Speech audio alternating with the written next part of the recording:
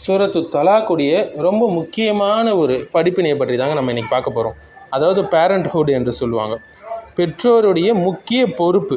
அதுவும் முக்கியமாக இந்த நவீன காலத்தில் எந்த அளவுக்கு பெற்றோர்கள் இந்த பொறுப்பை பேணி பாதுகாக்க வேண்டும் என்பதை பற்றி நம்ம தெரிஞ்சுக்கணும்.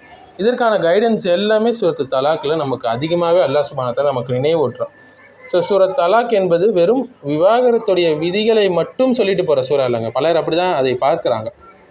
இந்த சூறாவுடைய அடிப்படை செய்தி என்னன்னு பார்த்தீங்கன்னா, முக்கிய 4 விஷயங்கள்: குடும்பத்தை பாதுகாப்பது, குழந்தைகளை பாதுகாப்பது, பொறுப்பு, நீதி, கருணை இதையெல்லாம் பேணி நடப்பது, உணர்ச்சி அடக்கமும் ஒழுக்கமும் எப்படி பேணுவது என்று, எமோஷ்னல் அப்யூஸை எப்படி ப்ரிவென்ட் பண்ணுறது. அல்லாஹ் சுப்ஹானஹு வ தஆலா விவாகரத்தை அனுமதித்தாலும் அது ஒரு டிக்னிஃபைடாக இருக்கணும்னு என்று சொல்கிறான். அதில் குரூயல்ட்டி இருக்கக்கூடாது, ஈகோ இருக்கக்கூடாது, பழிவாங்குதல் இருக்கக்கூடாது என்று நினைவூட்டுறான். ஆனால் பலரும் அந்த சட்டங்களை மட்டும்தான் பேணுறாங்களே தவிர அல்லாஹ் கொடுக்கக்கூடிய அந்த வார்னிங்கை, அந்த எல்லைகளை பேணி பாதுகாப்பது கிடையாது. ஸோ ஒரு பொறுப்புடன் கூடிய ஒரு அனுமதியை தான் அல்லாஹ் கொடுக்குறான் விவாகரத்துடைய விஷயத்தில். அல்லாஹ் மீண்டும் சொல்லக்கூடிய விஷயம் என்னென்னா, அல்லாஹ்வை பயப்படுங்கள், தக்வாவோடு இருங்கள், ஒருவருக்கு ஒருவர் தீங்கு செய்யாதீங்க, வரம்பு மீறாதீங்க, மனைவியை வீட்டிலேருந்து துரத்தி அனுப்பாதீங்க, குழந்தைகளை ஆயுதமாக பயன்படுத்தாதீங்க, முக்கியமானது நிதி உரிமையை மறுக்காதீங்க. நிறைய பேர் என்ன சொல்லுவாங்க, அப்பா கிட்டே பிள்ளையை காட்ட மாட்டாங்க, ஒரு ஆயுதம் போல் பயன்படுத்துவாங்க இல்லைங்களா? மிகப்பெரிய தவறான விஷயம். மாடர்ன் டிவோர்ஸில் நிறைய நடக்குது. ஸோ இதனுடைய அர்த்தம் என்ன அப்படின்னா, திருமணம் என்பது மிக பலமான ஒரு ஒப்பந்தம்.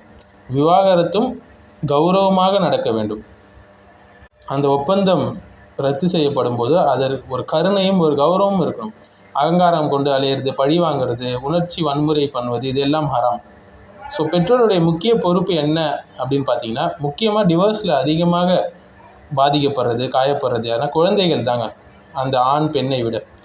ஏனென்றால் பார்த்தீங்கன்னா, இஸ்லாம் சொல்லக்கூடியது என்ன, முக்கியமாக ஃபஸ்ட்டு தந்தையுடைய பொறுப்பை பற்றி சொல்லுது. குழந்தைக்கு முழு நிதி உதவி, அந்த பொறுப்பை அவங்க ஏற்றுக்கணும். படிப்பு, உணவு, ஆடை அனைத்தையும் பொறுப்பேற்கணும். கோபத்தால் அல்லது ஒரு பழி வாங்கணும்னு நினச்சி பணத்தை, அந்த ஃபண்டை நிறுத்தி விடக்கூடாது. அதே நேரத்தில் தாயுடைய பொறுப்பு என்ன அப்படின்னு சொல்லி பார்த்தீங்கன்னா, குழந்தையுடைய மனசில் தந்தையை வெறுக்க செய்யக்கூடாது. உங்கள் அப்பா இப்படி, உங்கள் அப்பா இப்படின்னு சொல்லிலாம் சொல்லக்கூடாது. நிறைய தாய்மார்கள் தவறு செய்கிறாங்க. குழந்தையை உணர்ச்சிக்கான ஒரு ஆயுதமாக பயன்படுத்தக்கூடாது. குழந்தைக்கு அப்பாவுடைய உரிமையும் அன்பையும் மறுக்கக்கூடாது. ஸோ குழந்தைகள் சொத்து மட்டும் அல்லங்க, மாறாக அல்லாஹ்வுடைய அமானத், மறுமையில் அதை பற்றி கேள்வி கேட்பான். இன்றைய நவீன சமுதாயத்தில் நீங்கள் பார்க்கலாம், கோர்ட் கஸ்டடி நடக்கக்கூடிய போர்கள், பிரச்சனைகள் எவ்வளவு. பெற்றோர்கள் கோர்ட்டில் ஒருவரை ஒருவர் விமர்சிக்கொண்டு ஒருவரை ஒருவர் திட்டத்தட்ட அழிக்க முயற்சிக்கிறாங்க. குழந்தைகளுடைய பதட்டம், மன அழுத்தம், கோபம், வெறுப்பு இதெல்லாம் கற்றுக்கிறாங்க இந்த டிவோர்ஸ் நடந்து முடியறதுக்குள்ளே. அதன் பிறகு இருக்கக்கூடிய எஃபெக்ட்ஸை நம்ம சொல்லவே வேண்டாம். ஸோ விவாகரத்து நடந்தாலும் மனித நேயமும் மரியாதையும் அதில் இருக்கணும். ஜாஹிலியா காலத்தில் போல் நடந்து கொள்ளக்கூடாது. எப்படி ஜாஹிலியா காலத்தில் அவங்க சரியாக பொறுப்புகளை பேணி பாதுகாக்கலையோ. ஸோ குழந்தையை ரெண்டாவது பழி வாங்கக்கூடிய ஆயுதமாக பயன்படுத்தக்கூடாது. சில தந்தைகள் கோபத்தால் பணத்தை நிறுத்துவாங்க. சில தாய்கள் குழந்தையோட மனசில் என்ன சொன்னாங்க, நஞ்சை வளர்ப்பாங்க. அப்பா மோசமானவர் என்று சொல்லி வளர்ப்பாங்க. சிலர் சந்திக்க விடாமல் தடுப்பாங்க. இது குழந்தைகளுக்கு பெரிய அநீதியையும் எதிர்கால நாசமும் ஏற்படுத்துவது ஒரு பொறுப்பற்ற பேரண்ட்டுடைய. மேலும் நவீன காலத்தில் மொபைல் பிஸி கலாச்சாரம் பார்க்கலாம். அது என்ன மொபைல் பிஸி கலாச்சாரமாக, பெற்றோர்கள் கைபேசியிலும் அலுவலகத்திலும் மூழ்கிறாங்க. குழந்தை என்ன ஆகுது, இணையதளத்தாலும் சமூக ஊடகத்தாலும் வளர்கிறாங்க. இங்கே அன்பு பரிமாறப்படுதல், இது போன்ற விஷயங்கள் பற்றாக்குறையாக மாறுது. ஆனால் குர்ஆன் கற்றுத்தருவது என்ன, பெற்றோர் குழந்தையின் முன்னிலையில் இருக்கணும். உடல் உணவு செலவு மட்டும் பார்ப்பதல்ல, அவங்களுடைய உணர்ச்சிகளுக்கான பாதுகாப்பை கொடுக்க வேண்டும், அன்பை காட்ட வேண்டும், கருணையை காட்ட வேண்டும். குழந்தையுடைய மனநலம் மற்றும் குழந்தையுடைய வளர்ச்சியில் அவங்க மிகப்பெரிய பங்கு ஆற்ற வேண்டும். ஸோ பெற்றோர்களை பொறுத்த மாட்டில் அவங்களுக்கு விவாகரத்து மிகப்பெரிய ஒரு வழி தான், இல்லாமல் இல்லை. ஆனால் குழந்தைக்கு அவனுடைய முழு உலகமும் உடைந்து சுக்குநூறு ஆவது போல் மௌனமாகவே அவன் என்ன செய்வான், அதிகமாக டிப்ரெஷனில் போவான், காயப்படுவான். அவங்களுடைய ஃபேஸ்லேயே நமக்கு தெரியும். விவாகரத்து மூலியமாக ஒரு குடும்பம் உடைந்தாலும் குழந்தையுடைய மனதை நாம் உடைக்கக்கூடாது. இன்றைய கலாச்சாரம் போதிப்பது என்ன, சேமிச்சுலாம் வைக்க தேவையில்ல, எனக்கு என் சுதந்திரம், வேண்டாம்னா பிரிஞ்சிடு, ஒன்றும் பிரச்சனை இல்லை என்பது போல். குர்ஆன் போதிப்பது என்ன, பொறுப்பாக இருங்க, மரியாதையாக இருங்க, கண்ணியமாக வாழுங்க, குடும்பத்தில் ஒழுக்கத்தை பேணுங்க, ஏனென்றால் ஒரு குடும்பம் சரியாக இல்லைன்னா அந்த சமுதாயம் சீரழிந்து விடும். பெற்றோர் சரியாக இல்லை என்றால் அந்த குடும்பத்திலேருந்து நிறைய கிரிமினல்ஸ் உருவாங்க ஃப்யூச்சரில் சொசைட்டியில். எந்த வீட்டில் பெற்றோர்கள் சரியாக இருக்கிறாங்கோ அந்த பிள்ளை ஒரு நல்ல பிள்ளையாக வளரும், கிரிமினலாக வளராது. ஸோ திருமணம் என்பது ஒரு மிகப்பெரிய ஒரு பொறுப்பு, அமானத் அல்லாஹ் கொடுத்தது.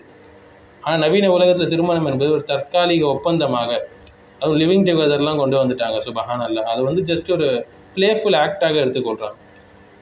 விவாகரத்து என்பது கடைசி ஆப்ஷன் தாங்க இஸ்லாம் சொல்லக்கூடியது. ஆனால் இன்றைக்கி என்னது, ஈஸியாக விவாகரத்து என்பது ஒரு எளிய தீர்வு. விவாகரத்து என்பது ஒன்றுமில்லாத ஒரு மேட்ரு மாரி, சிம்பிள் மேட்டர் மாரி இன்றைக்கி எடுத்துக்கொள்கிறாங்க. ஸோ சின்ன சின்ன விஷயங்களுக்கெல்லாம் சண்டை போட்டு விவாகரத்து கேட்பது. குழந்தைகளை அமானத்தாக அல்லாஹ் சொல்கிறது. ஆனால் குழந்தைகள் ஒரு சுமையாக என்ன சொல்லுது, இன்றைய நவீன காலம் கற்றுக் கொடுக்குது. மேலும் பெற்றோர்கள் தான் பாதுகாப்பாளர்கள் என்று அல்லாஹ் சொல்கிறான். ஆனால் நவீன உலகத்தில் பெற்றோர்கள் என்ன செய்கிறாங்க, சுயநலமானவர்களாக இருக்கிறாங்க. ஸோ பெற்றோர்கள் தினமும் சண்டை போட்டுக்கொண்டே இருந்தாங்கன்னா குழந்தையுடைய அமைதி என்பது என்னது, அவன் இழந்துடுவான். அந்த இடத்துல விவாகரத்துக்கு பிறகு தந்தையை மறந்துடுவான். தாய் வந்து என்ன செய்கிறா, குழந்தைக்கு விஷம் ஊற்றக்கூடிய பேச்சுகளை பேசுகிறா, குறிப்பாக அந்த தந்தையை பற்றி. இதனால் எவ்வளோ இளைஞர்கள் வந்து பெற்றோருடைய சரியான கைடன்ஸ் இல்லாமல் தவறான வழிகளில் கிரைம்ஸில் ஈடுபடுறாங்க. குடும்பம் என்பது ஒரு இஸ்லாமிய நிறுவனம் போல், அதை உடைக்காதீங்க. உடைஞ்சா அட்லீஸ்ட் குழந்தையாவது காப்பாற்றுங்க என்று சொல்லுது. ஏன் இந்த சூறாவில் அல்லாஹ் சுப்ஹானஹு வ தஆலா தொடர்ந்து வானம், மழை, பிரபஞ்சம் இந்த பற்றிய ஆயத்துக்களை அவன் சொல்லிக்கொண்டே இருக்கிறான். அல்லாஹ் சொல்ல வருவது என்ன, அல்லாஹு ஆலம், வானத்தை சமநிலையோடு நான் என்ன செய்கிறேன், ஆக்கியிருக்கிறேன். மழையை அளவோடு இறக்கிறேன்.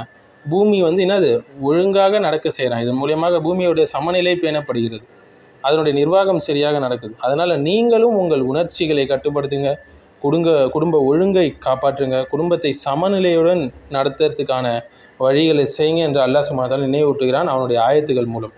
சூரா தலாக் என்பது விவாகரத்துக்கான புத்தகம் கிடையாதுங்க. அது மட்டும் அல்ல, குடும்ப பொறுப்பு, பெற்றோருடைய நற்செயல், குழந்தை பாதுகாக்கும் விஷயங்கள், இது பற்றி நினைவூட்டக்கூடிய ஒரு முக்கியமான சூறா.